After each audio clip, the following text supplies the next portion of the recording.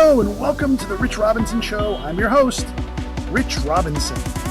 Over the past 25 years, I've been an entrepreneur, investor, advisor, and professor here in Asia.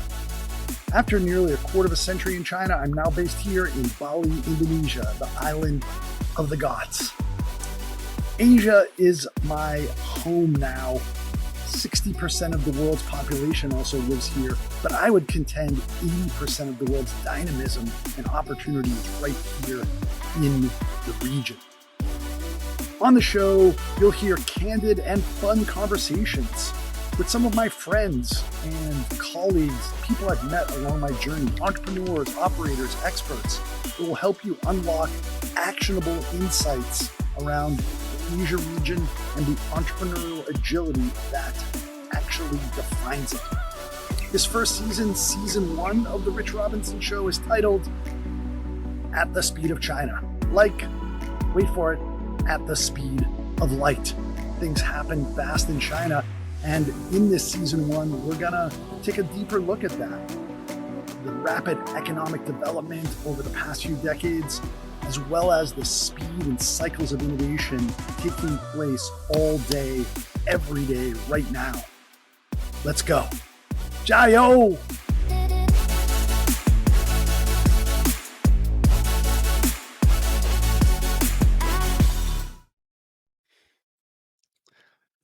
And we are back, ladies and gentlemen, boys and girls. Fasten your seatbelts. We have yet another old China hand who has forgotten more than what most people know about the Middle Kingdom. And we're going to peel back and celebrate his journey in China and kind of catch up and learn some nuggets of wisdom along the way. Welcome to the pod, Greg Pilarowski, ladies and gentlemen. Thanks for taking the time. Thank you, Rich. It's a pleasure to be here. I've listened to a number of your podcasts. You've had some great people on. And so I feel very honored to be invited to have this conversation with you. I look forward to it. Mutual. You know, I'd heard legend of you way back in the day and got to know each other over the years and been a big fan of your thinking and your journey in China. And I'd love to go back. I love going to the origin, back to the very beginning, like point, A of like growing up all the way to point B of going to China, and like what happened along the way. How did you get bitten by that bug? And let's start at the very beginning, please.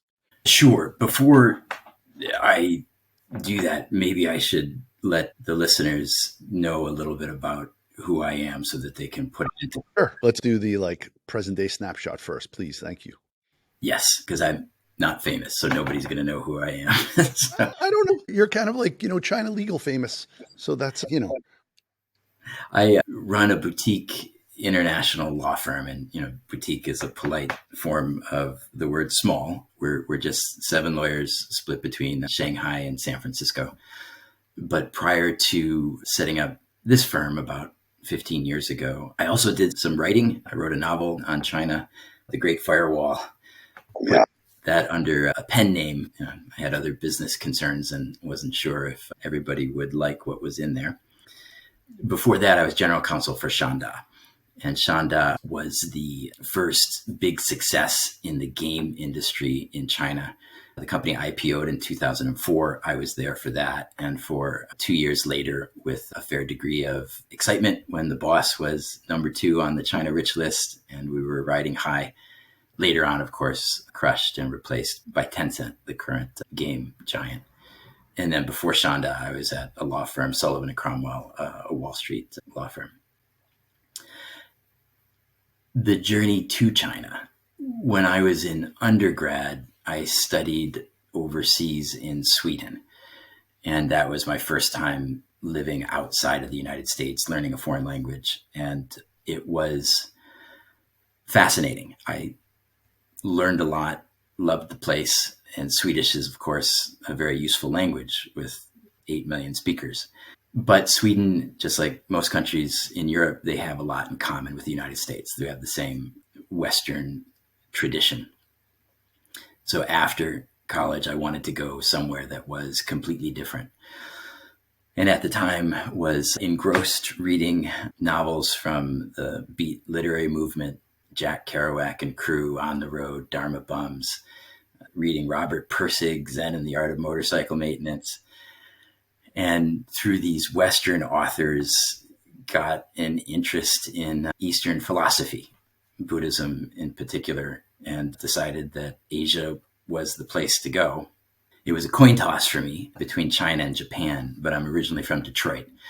And we had a big auto industry battle with Japan, and we came in second place. Being a bit of a sore loser, I decided China was it, and thought that, of course, it would make a lot of sense to go to a communist country to learn about Buddhism. Fantastic. And what year was that when you did that coin flip? 1994. So the easiest way to get to China at that point seemed to be as an English teacher. And so I went to Sichuan about a year before Peter Hessler to go teach English.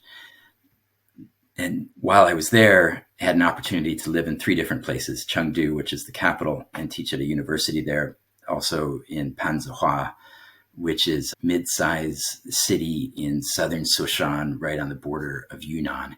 And there I worked a state-owned enterprise, iron and steel factory, teaching English to the researchers. And that was a fascinating experience. Like literally, figuratively forged by fire. Like you're in a remote village in Sichuan in the 90年代, the Zhongguo, like that 90s China in that place. Like you talked about your novel, The Great Firewall, but Peter Hessler famously wrote Rivertown based on his time in the Peace Corps in Sichuan. He's somebody I know from my early days playing basketball with him, and I'd love to get him on the pod as well too. He has fascinating stories and written other books about China and other places. But man, he captured a zeitgeist, and you were there a click before him. So that's pretty intrepid. Like that's how you do it.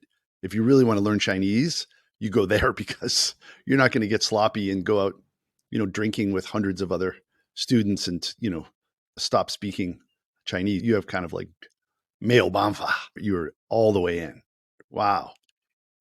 Yes, that was the case in Panzihua. And I also lived in a small village called Nanxi in southern China for a period of time as well. And in both of those places, there wasn't really a lot of other foreigners.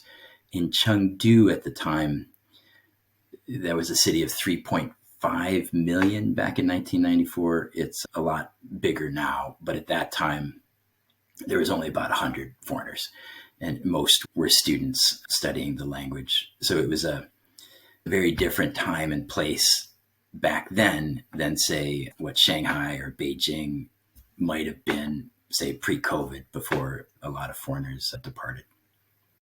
Wow, fantastic. That's great. Good job on the coin flip. That was, of course, back in 94, it was getting clear that Japan, was on the mend. Let's not call it decline, but at least it was trying to like dig itself out of its kind of heyday of the 80s. But 94 was not so clear that China was going to be what it was going to be. I mean, it was much closer to Mao.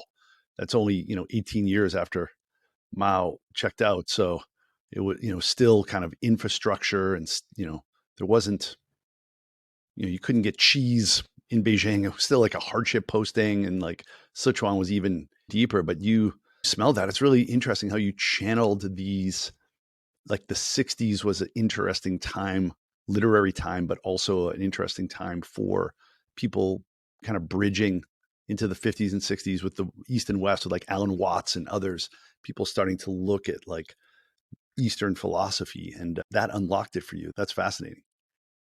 Yes, Gary Snyder was, never had a chance to meet him, but he was an inspiration. His character was Jaffe Ryder in the Dharma Bums, and he was a professor of East Asian language and literature at UC Davis. And just reading about his character in that Jack Kerouac novel definitely piqued my interest. And for him, I don't think he was able to go to China. That was during the Mao era, and so his exposure in the East was primarily in Japan. although certainly working with a lot of the Tang Dynasty poetry and providing translations of those. Wow, wonderful. And post Sichuan, what was next? Yes, Sichuan was fascinating, and we'll probably get to this later, but the differences between mid 90s in Sichuan and then later experiences in Hong Kong and Beijing, it's hard to capture the degree of change that happened. Share an anecdote, if you will, about your time there and, something that stood out. Well, living in the village in the countryside, I think, was particularly sharp contrast to Shanghai today. We didn't have heat. We cooked with coal. There wasn't any hot water, so we just boiled the water in a wok over a coal stove and then took showers out of buckets in the restroom. And so, back then, nobody had cars, even in the city. Everybody just went around on bicycles. It would be very rare to meet anybody who had left the country or had a passport. And that's entirely different from the situation today. I mean, everybody moved to cars, and then with the shared bikes, they're going back to bikes again. But it's been, the increase in gross domestic product per person since 1994 to 2023, it's incredible. More people, hundreds of millions of people have been lifted out of poverty during that period of time. And the direct impact that that has on the average person in China, from my early days there in 1990 to experiences today in Shanghai and Beijing, it's just inconceivable. China is an authoritarian state. There is a one-party system, but the performance of that party over the last 40 years has been so incredible that even if there was an election today, I think that they would win it, because they have done more for their people in that period of time than any other government on the planet Earth. Amazing. Yes, indeed. So, 70% of China in extreme poverty back then. And now the official statistic, it's not even a Chinese statistic, it's 0.0 something, which, if that's not miraculous, like, of course, there's all kinds of, it's a double edged sword, but that's amazing.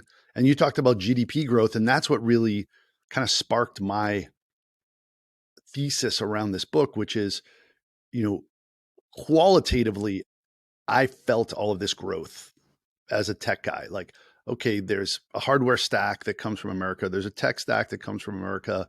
There's a lot of derivative internet companies.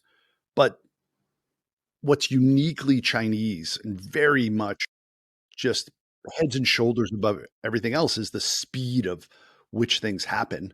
And that's just something I qualitatively felt. But quantitatively, it's a 4-to-1 ratio. Like, you can clearly see GDP growth either side, and it's quite compelling. But even more so, I had the guy named Zach Deichtwald on the podcast. That's going to air soon. Young China is his book and his firm, and he has something called the Live Change Index. And I think it's not just for Chinese people that felt it, but expats like you, intrepid expats who were there, the Arbai Wulawai, who were like going to these like, far-flung places in the 90s. You might as well have been in the 1890s in Sweden, right? And so you've also just had this incredible acceleration, just, and then just 5Gs into the future, 4X from there. That was 30 years ago, but that could have been 120. I think you're absolutely right. The change has been dramatic. And part of that change is possible, of course, because China made some poor choices, if you will, in choosing the Marxist approach as opposed to the capitalist approach. And so had the Civil War gone the other way, then perhaps there would have been a different baseline to start from. But in essence, after Mao's death and when Deng Xiaoping came to power and initiated the Gaikai Kaifang, the reform and opening era, and starting to borrow from market economics while still maintaining political control, was starting from such a low baseline. And one thing, I have traveled to other places, lived in other places, Europe, Latin America. One thing that captivated me about China is the people.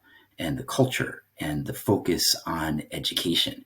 The people in China, your average person in China, and there might be some differences between city, country, what have you, but the intense focus on education and doing what you can to provide your kids with a better opportunity than what you had. That is so ingrained and so apparent everywhere that I've been that, in essence, the government just needed to get out of the way and let the people do what they have done for 5,000 years that put China at the center of the planet during the Tang Dynasty. And so, in essence, it's just a return to former greatness Yes. after some periods of mistake. Indeed, yeah. Industrial Revolution, of course, it was 150 years of let's, hit the reset button. Post-Industrial Revolution, they kind of left behind, and now they're sort of regaining their seat at the table. I talk about GDP since Jesus from like 0 to 1800. Of course, it was mostly a function of population because, you only had sunlight and beasts of burden, but, China layered on ingenuity and inventiveness and, also industriousness, and then other systems. The whole sort of kind of like Gaokao system is still based on these, ancient dynastic systems of this meritocratic, mandarins that kind of ran the show. And all those, like you stack those three on top of it, then it was like, it just kind of stumbled for a bit and it's back. That's right. Now when I was in Sichuan, there was some hostility towards foreigners. That was 5 years after Tiananmen Square. I later studied Mandarin in a summer camp in Beijing with Princeton and Beijing program. And the textbook that we use was Renmin Zhibao, or the People Daily articles written during that era when I was in Sichuan. And I didn't appreciate it at that time because I was new to the place, but reading the People Daily's articles in the early 90s written about America, there was not many kind words that were said.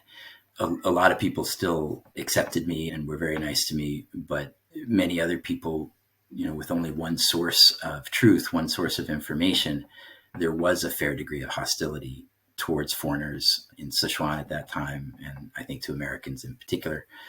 And then there was also just some novelty factors. There weren't very many foreigners. And so that led to a lot of curiosity. Whenever I was walking down the street, people would be yelling, "Lao Wai, Lao Wai," which is the word for foreigner. It was funny for the first 2 weeks, but after that, it got a little exhausting. My parents. But that's fascinating. So, like, all that is old is new again, because for a big period, people are like, all right, let's open it up. Let's have the West come in. Let's open it up.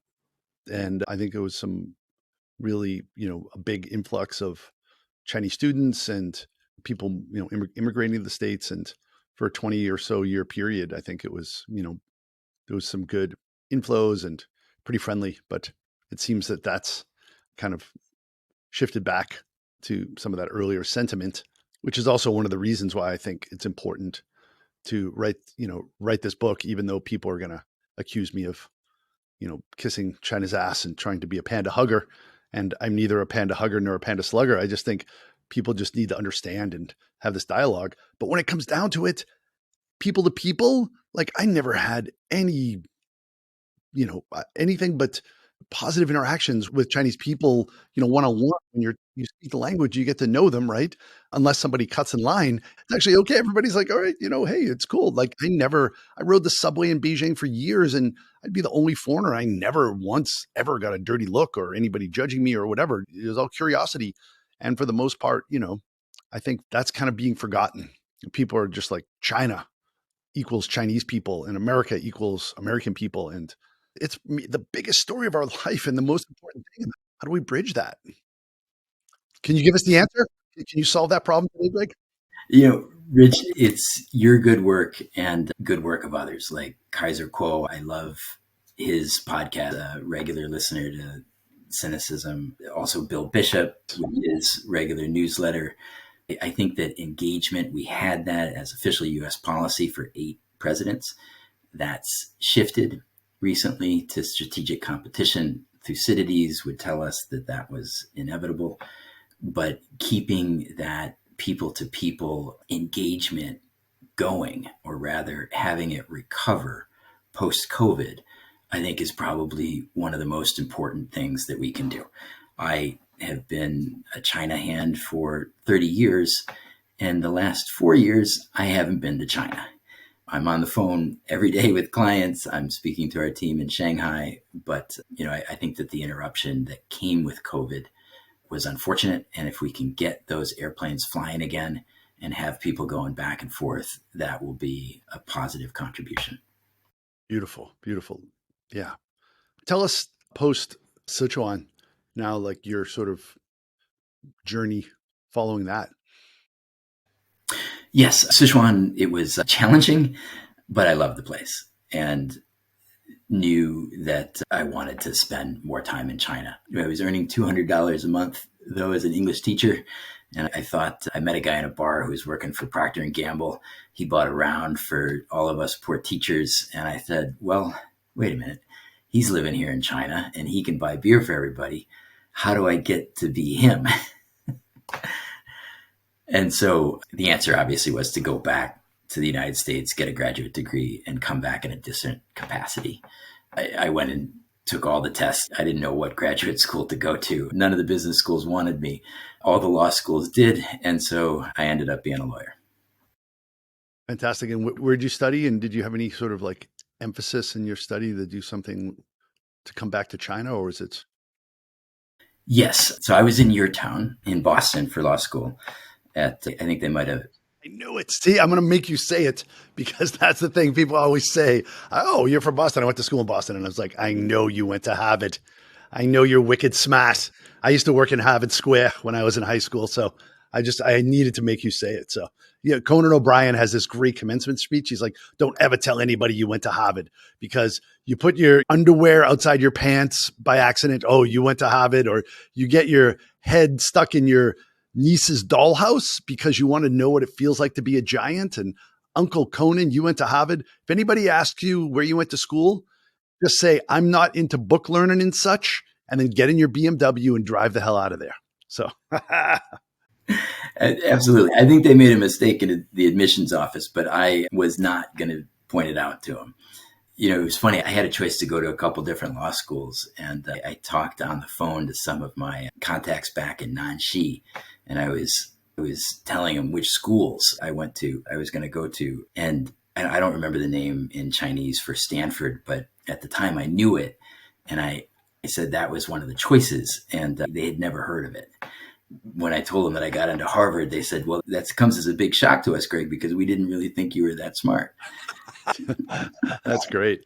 I gave a guest lecture at Harvard a few years ago, and, I teach a course at the Guanghua MBA program, Entrepreneurship in China, clinical professor, total imposterpreneur syndrome.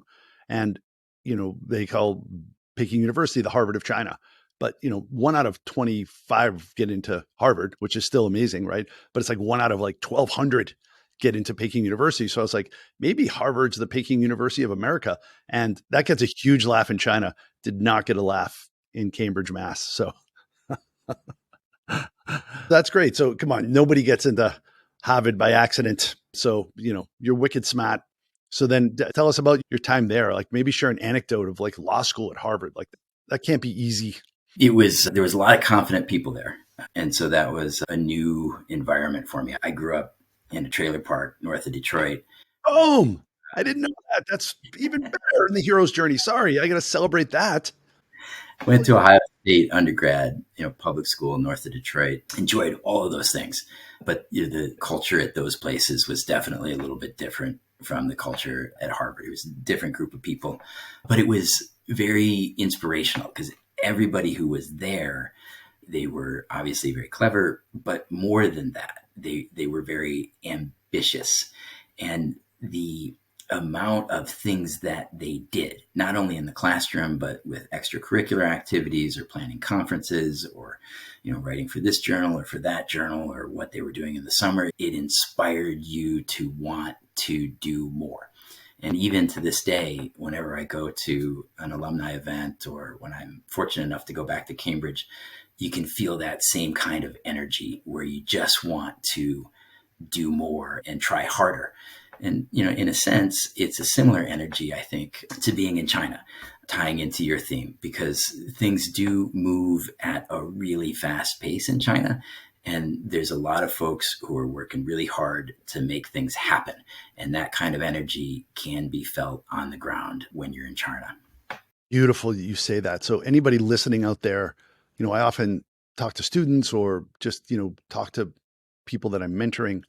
And I first went to China in 93 by train, and I felt this incredible, you just feel the energy. And then I got to grad school in 94 in Erasmus, and I got on the internet the first time, Mosaic, the predecessor of Netscape, started by Mark Andreessen from Andreessen Horowitz, felt the energy of the internet. And then I was like, China internet, let's put that together. So a lot of people are just trying to figure out like what the path is. And then you just get out there and you can literally, it sounds woo woo, but it's very real that there is energy around things that can help you get out of bed in the morning and be motivated to do things and, follow that energy. So that's beautiful. And how you glue that together.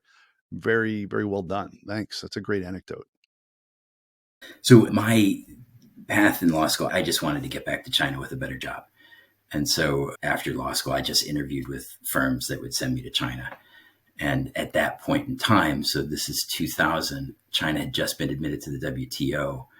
And to have somebody who spoke Mandarin and wanted to go to China, that was a pretty easy sell. And so a lot of job opportunities at that point, which I was grateful for.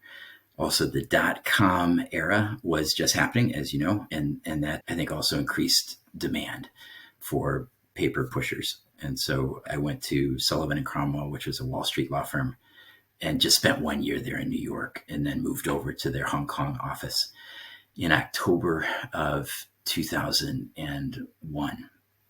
So it was just 1 month after 9/11.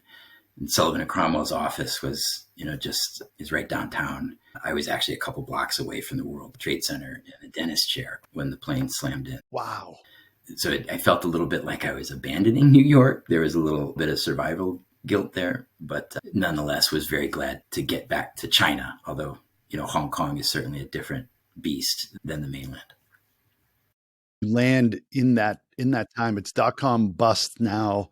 It's post 9/11, but in some ways China's a little insulated from that, and there's like all of this kind of like growth and opportunity. Like NetEase at that time became the number one performing stock in NASDAQ that next year because they had listed, like, the .com boom happened late in China and then ended at the same time.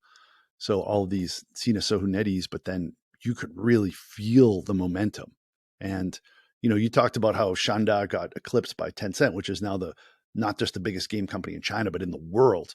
But at that time, Shanda was, like you said, the founder was one of the richest men in the world. And like, tell us about docking with that rocket ship. Yeah, that was a lot of fun. Moving to Hong Kong from New York, I thought that New York was where the world came to compete. And it was just the most intense, fast place that existed. But going to Hong Kong at that point in time, when a lot of IPOs were happening for China tech companies, that was the work that I was primarily doing. I pulled more all-nighters at the printer during those 2 years in Hong Kong than during undergrad, during law school, during that 1 year in New York. And the people of Hong Kong, they have a real hustle factor. They have played a middle person role between mainland China and the rest of the world for many years. And just incredible pace of work there. So it actually ramped up quite a bit moving from New York to Hong Kong. But as I sat there in this office with a tiny little window looking out over Victoria Harbor and seeing the mountains of Kowloon beyond that, and knowing that on the other side of that was Shenzhen in mainland China, and working on deal after deal for China companies to go IPO or for M&A deals, I knew that Hong Kong was a service center and the place to be was mainland China. And so I moved up to the Beijing office of Sullivan and Cromwell, which was, again, incredibly easy to do because life in Hong Kong was so comfortable and the tax rates were so much lower. And SARS just kicked off. So there was nobody in Hong Kong who wanted to go up to mainland China. And there was a bunch of people up in mainland China who wanted to move to Hong Kong. Wow, zigging where everybody else is zagging, but crazy like a fox. That was the right move. And then we helped with the IPO for Tom.com, which was an early tech company backed by Li Ka-shing, the Superman of Hong Kong. The richest man in Asia, at the time, right? Or That's right. And right after that deal at Sullivan and Cromwell, we represented Goldman Sachs on the Shanda IPO. And quite fortunately, many of the same issues came up. And the senior partner on the deal switched a couple times. And that gave me an opportunity to have all the answers at a couple of meetings. And there was one important person in the room for some of those meetings, and that was Chen Tianchao, who was the founder for Shanda. And he wanted to hire a general counsel that could help him stay compliant with the NASDAQ rules and the SEC rules. And he just looked around the room, and I guess I was the guy. Now, for me, I had taken a bunch of writing classes previously and had always hoped to write a book about China. And so to have this opportunity to be the general counsel for the richest man in China, I jumped at it. I took a big pay cut, packed up my bags on a Friday, closed down the computer at Sullivan and Cromwell, and started working for Chen Zong the next Monday. wow, wow, wow, wow. So much to peel back there. I mean, another zigging while everybody else is zagging, but you really put yourself in this, pole position to find these opportunities. That's amazing. And also post.com bust, there's all these Sarbanes Oxley rules, very usurious compliance now. So they need somebody. So back then it was like you could see Lawai in these big companies. I was one of them as the head of international doing deals. And then there's the head of PR, and then there was the legal counsel. And then it was a sea of, Chinese people in a gigantic Chinese company with very, Chinese, culture. So I was part of Linktone, and we were 100 people, and then we grew to 1,000 people. And, you know, Lawai. I was the one head of cattle, one head of Lawai. I was the only foreigner in the company at that time. And it was it's a completely different experience. So can you share, like, you had air cover from the top, but I mean, still being in a fast growing, gigantic Chinese company, I mean, that's like, really, really, no matter how good your language skills are, there's 3 level of chessboards, and you're wicked smart Harvard grad, but we're all playing checkers while everybody else is playing this 3 level chess, right? So can you share some of the stories there? You're absolutely right, Rich. And I don't think that the importance of language can be overstated in this context because, of course, everything was in Mandarin. And I would always be the least best speaker of Mandarin in the room. And then, of course, all the emails, all the internal communications, everything is in Chinese. And so your reading speed is not, my reading speed in Chinese is not what it is in English. And so there is an informational disadvantage. We did have management meetings every Friday. And so it was a big conference room table with 20 people all sitting around it. Chen was the boss right in the center of one side, and then everybody all around the table around it. And one thing that I really appreciated about Mr. Chen is that he speaks Mandarin very, very clearly. And so it was always easy for me to understand him until he jumped into the Chengyu, which is Whoa, really deep idioms. the short character phrases that all have a story behind it. And so Apple a day keeps the doctor away, something like that, right? But like really exactly. much more like, oh, I can understand that as a non-native English speaker. But then it would be like, Tiangao Huangdi and heaven is high and the emperor is far away. And you're like, okay, let me look that one up, right? So Absolutely right. And so, he'll be speaking and I'm following him. And then all of a sudden it's, 4 characters. And there's 20 people around the table all kind of nodding at his wisdom. And I'm like, I have no idea what you're talking about. wow, that's fun. I've been on the other side of that with like different, because there's so many different accents with Chinese as well too. Even if Well, people are speaking Mandarin, right? So that's right. Our chief technology officer, I forget which province he was from, but He would speak quick. It had a strong accent. I think for those 2 years, I don't think I understood a word he said. Fascinating. Wow. And tell the listeners out there in podcast land about Shanda and about that crazy rocket ship that you know, strapped in. That's a good way to describe it. In 2004, in March, we IPO'd on NASDAQ. And at that point in time, there were not that many people in the online game space in China. Now, part of the reason for that was because of piracy concerns. So if you're trying to sell any type of game on a disc, just like any type of movie on a disc, at that point in time in China, it wouldn't work because the pirates would be out right away. What Shanda figured out, just licensing a game in from Korea, was to make it an online game where you had to have connection between the client end software and the server end software. And as soon as you needed that connection, then just buying the DVD for the client side software wasn't going to work anymore. And you could actually monetize the games. You could defeat piracy. And that's what made Shanda possible and led to an explosion in the online games market in China. So today, China is the largest game market in the entire planet. They have over 30% of total game spend from anywhere. And all of it really is made possible by defeating the early challenge of piracy. Amazing. A pioneer indeed. And that's the playbook now for the rest of planet Earth. And, if China can defeat it, then it's really become, that's why gaming is almost $200 billion industry now, just dwarfs music and entertainment. And unless you're really in it to win it, it's difficult to really peel that back. And I think now Web3, where you can own digital assets, and I think that's going to, eventually it'll be $250 billion and then, $500 billion industry, I think, gaming over the next, by 2030.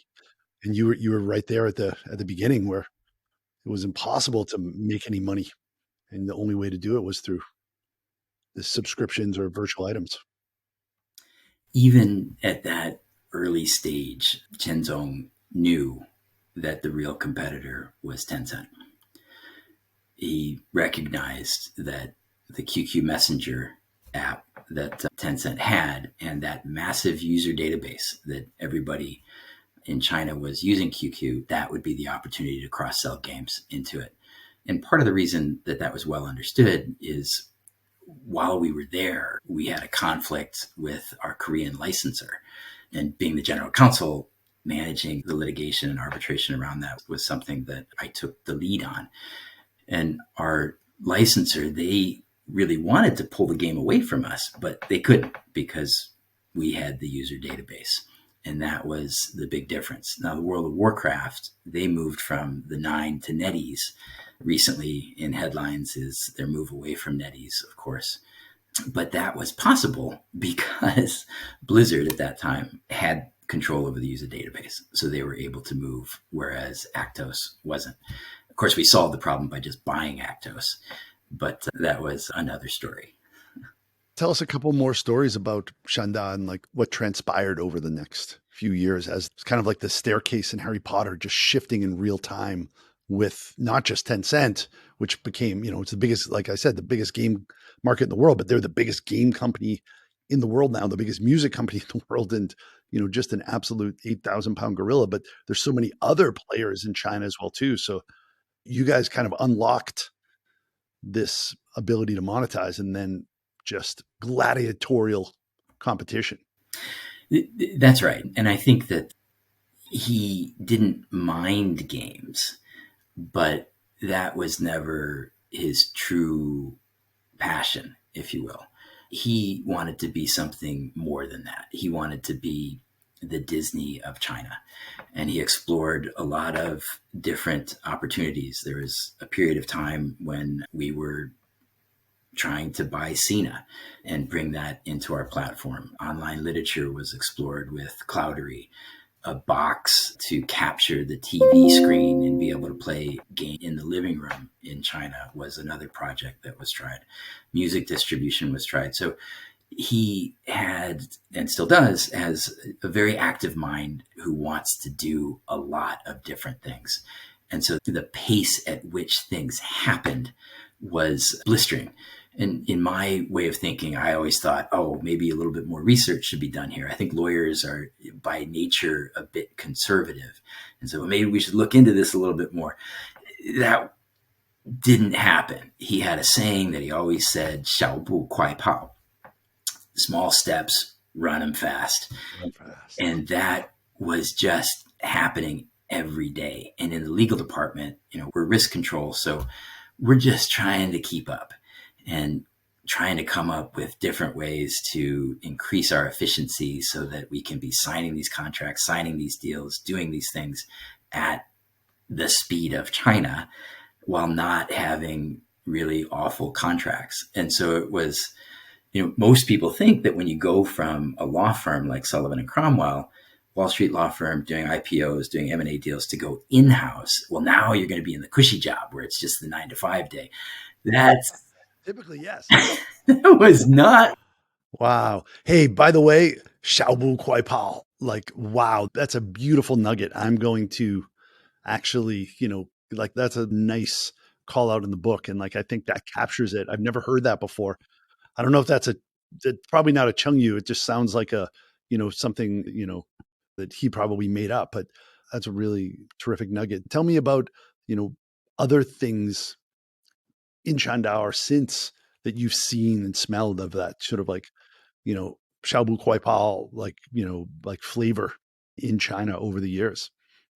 Well, I think, when we talk about the speed of China, there are a number of reasons for that speed, some of which we've talked about, which is just, China's continues to go through a tremendous transition from a command economy to a more market-based economy. And when you start with that low base and go to something that's rivaling the size of the US economy, that's going to be a lot of change in a short period of time. And that's going to be happening very, very quickly. But it's also important, I think, to keep in mind that democracies are inherently slower than autocracies. And so if you look at construction, you're from Boston, you're familiar with the Big Dig. That was a 15-year project to put 1.5 miles of expressway underground in downtown Boston so that the city can reunite the waterfront with the downtown area. The whole time I was in Boston, that was going on. In China, they probably wouldn't finish it in a week, but certainly a lot faster than 15 years. And there's reasons for that. China doesn't have to deal with voters. China doesn't have to deal with environmental studies. China doesn't have to deal with eminent domain to gain access over the property rights to go ahead with their construction. So China has built incredible infrastructure during the period of time that you and I have been watching them, whether it's subways in cities all over the country, whether it's high-speed rails, whether it's the very beautiful expressway system that is in place, or the skyscrapers. There's 3 of the 10 tallest buildings are right down from where I used to live in Pudong. The amount of change in infrastructure that they've done, bridges, ports, it's mind-boggling. But that can happen a lot faster than the high-speed rail that we're trying to put in between San Francisco and LA that was approved back in 2008. And there's a section from Merced to Bakersfield that we hope to open by 2030. That's 22 years. But the legal battles behind that, it does slow things down. Yeah, and you're absolutely right. And that's something I struggle with because, sure, you look at China's rail system, it's the biggest in the world now. And okay, so what? Like, what's to be learned from that? Like, you know what? There's this, protected salamander that they just blasted through their habitat and, connected these 2 cities. And like, we can't do that. Right. And I think, also there's, like you said, it's a multivariate, you know, eminent domain and environment and other things. And that's true. But I think also there's like there's something to be learned from that. Like there's a great podcast with the founder Airbnb and Reid Hoffman on Masters of Scale. And he said, there's like 4-star hotel, 5-star hotel. What if it was a 6-star or 7-star, 10-star? Like what would a 10-star experience be like? Like you'd be met at the airport and there would be like an elephant and a parade and you'd be on the, elephant and like, of course, like, all right, that kind of like extreme example is not possible, but oh, wait a second, you have a custom surfboard. Like that's kind of possible. Like you could have an Airbnb by the beach and be like, all right, what kind of surfboard do you like? You like a longboard or a shortboard? And like, I'm going to give you a surfboard to use there. Right. So there's like elements to take away. And if you look at like this gigafactory in 168 days, or, even I think it's worth looking at like Korea, how Korea has engineered this renaissance. Like, okay, we have electronics, we have phones, we have cars, but we're going to take number one show on Netflix, and we're going to take the Academy Award for Parasite, and we're going to take, number one music category now, K-pop and BTS, because the government really got behind it and really helped to kind of intentionally engineer that. So I think there are some elements from the government side where they're kind of incentivizing people, and aligning people. But, it's much more difficult with democracy, of course, and, changing blue and red. But I think there is like, I hope that this book is kind of like a clarion call, like a Sputnik moment of like, let's speed stuff up. Like, what can we do? All that other stuff's off the table, but there is a way to be a little bit more intentional and faster. Or am I just being completely naive and like, what do you think could possibly be learned from the government level to make things faster? I think that's a great question. Two thoughts on that. One is that there is great power competition happening again today, much like we saw during the first Cold War between the Soviet Union and the United States and the Western Bloc. When the Soviet Union collapsed, Francis Fukuyama, an academic, he wrote a book called The End of History and the Last Man. And the argument was that with the collapse of the Soviet Union and the primacy of liberal democracy with market capitalism, we've now arrived at the end system. We know what the best system is now. Here it is. Everybody's going to coalesce around that. At the same time, Samuel Huntington wrote a different book called The Clash of Civilizations. And he saw a future world in which the cultures of different places were going to be the center of identity, and there was going to continue to be friction, and history was going to continue in a Hegelian sense. I think ultimately Huntington won that argument, and Fukuyama guessed wrong. And so now we appear to be heading into another kind of Cold War with the associated risks of that. And so I think that the work that you're doing on your book to help to increase knowledge of China in the United States is very helpful to constrain some of the potential negative externalities from this new great power competition. Yeah, that's kind of you to say. I think both of my readers are going to, like I saw this one mug. It was like said, "World's most okayest dad."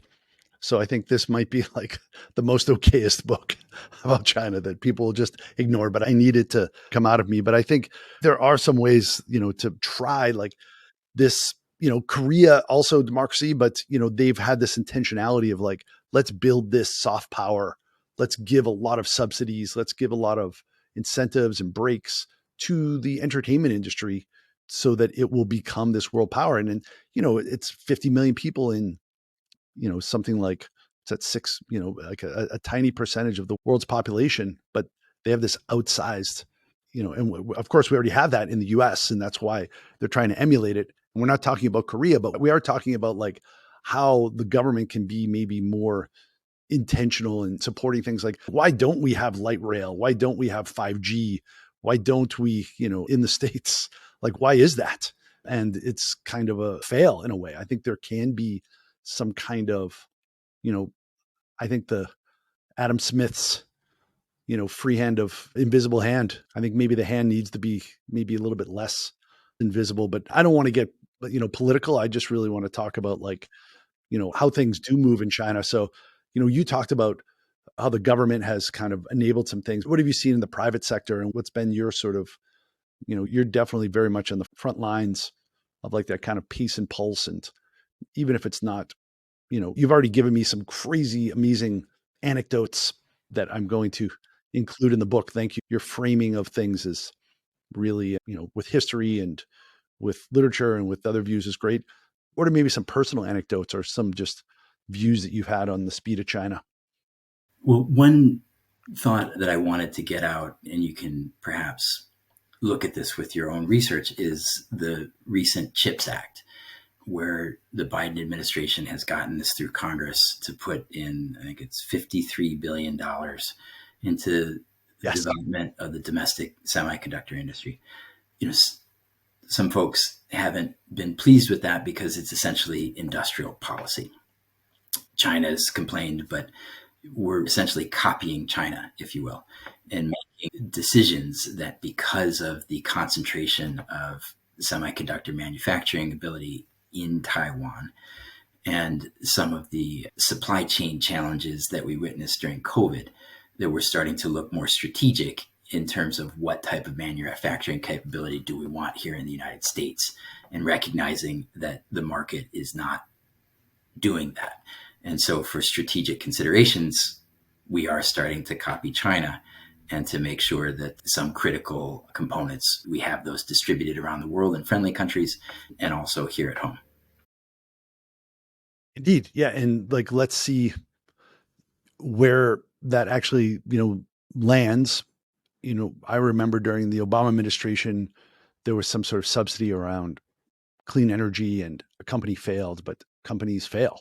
They're supposed to fail. That's the default setting is you're not supposed to make it, but the pace of innovation and the winners help to drive the industry. But how much appetite do we have in a democracy to say like, oh, look, the government is subsidizing and these companies are failing. It's failing. The whole policy is failing. Or is that really just the nature of this industrial policy, or just, trying to support an industry or even a new concept in general? So yeah, I think it's a step in the right direction, just because there is this whole new world order and you can't purely let the market set the terms because it doesn't seem to be working. And this is way out of my swim lane, and I'm going to, only propose, just some ideas and like what's actually happening. And I think it's important to have a page of like, this is what Korea did. And, Korea's kind of like taken a page, and it kind of like shows that they've kind of learned from China as well too, to set this kind of industrial policy. Like we have this very strong intention of growing these industries, and, that's worked. So what can be learned from that? I think that those are really interesting questions. Essentially, what is the role of government? How large of a role should government play in the economy? We witnessed during the era of Reagan, of Thatcher, of Deng Xiaoping, a retreat of government and an advance of markets. Publications like The Economist would argue that that is the correct way to go, and that markets with many different decision makers competing against one another will lead to better outcomes than government elected officials or bureaucrats making decisions. Over the long term, perhaps that's correct, but we do have to acknowledge that our leading competitor in the world doesn't function that way. And they've been incredibly successful over the last 40 years. One of my favorite books about China is written by Jonathan Spence, a history professor at Yale, who's originally from the UK, who I had a chance to meet once in Shanghai and really, really enjoyed. But his book that I liked was To Change China. And it told the stories of Westerners, from the early missionaries through the traders, through the economic folks coming later, people going to China with the effort to change that country. And how did that work out for them, Greg? You know the punchline. It's always China that's changing them. And some people would argue that the policy of engagement that we had during 8 presidential administrations, welcoming China into the world, allowing China to join the WTO, with perhaps some naive hopes that the political system would evolve to be friendlier from our perspective. Some people would argue that policy of engagement was incorrect and that we should have been combative with China from the beginning, and that we contributed to the creation and the development of what is now shaping up to potentially be a new adversary for the United States. I don't think engagement was wrong. I think that it was the right policy. And at the end of the day, looking at it from a humanitarian wide perspective, the lifting of 800 million people out of poverty is a global good. We do have a new adversary, but at the same point in time, the United States and China, neither one of us are going anywhere. We have to figure out how to coexist. The state of the relationship today is depressing, but whenever I look at things that depress me, I try to look for some historical precedent. And sometimes that makes me feel a little bit better. So, when I look at the polarization in American politics, I think, well, it's not as bad as the Civil War. If you look at the war in Ukraine, well, that's not as bad as the guns of August in 1914 or storming the beaches of Normandy on June 6, 1944. And when I look at the current state of the relationship between the United States and China, the natural, perhaps it's lazy, historical precedent that we would look to is the first Cold War with the Soviet Union. And we have so many advantages in this relationship that didn't exist in that relationship. And one of the biggest ones is Chimerica. We have grown together and grown to be reliant on one another in the economic realm. And that makes it incredibly expensive to everybody to have conflict. We are, decoupling is now called de-risking, and there will be strategic decisions where each country cannot rely on the other, where we'll have to have some of that pulling apart. But I'm very hopeful that we can limit the economic damage that happens as we strategically realign. And the other point on it is beyond economics, it's the people-to-people exchanges. Back during the first Cold War, Russia to United States exchanges were very limited. But today, look at how many Chinese students are on American campuses, even in the Cold War or even in the COVID period. And look at the number of people who are going back and forth. And so I think that one of the constraining factors that we can have is post-COVID to get those people-to-people exchanges up and running again, and try to make sure that each side has as much information about the other as possible. Beautifully well said. Wonderful. That was as advertised, ladies and gentlemen. Greg Pilarowski, wonderful, redonkulously quotable. Thank you very much, and all the best to you. Thank you, Rich. It's been a pleasure talking with you.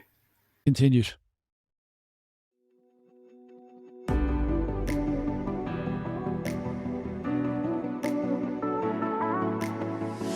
That's a wrap. Thanks for listening to this episode of The Rich Robinson Show, Season 1 at the Speed of China. Visit therichrobinson.com/show to smash that subscribe button. Please also go to iTunes or whatever platform of choice, rate and comment. And until next time, thank you very much. 再见。谢谢。